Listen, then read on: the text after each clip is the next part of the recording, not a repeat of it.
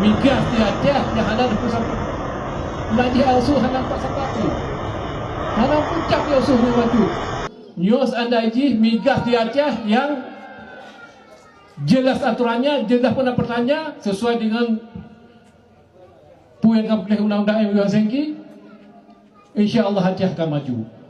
Tapi nyong kayu-kayu ada pun cawi-cawi han bawa tu. Ya jelas untuk masa depan.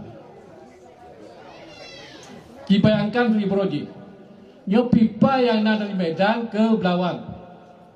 Yang dia 10%. Watanya gubernur daerah yang itu. Lagi nak income yang masuk si budak pemeliar katanya.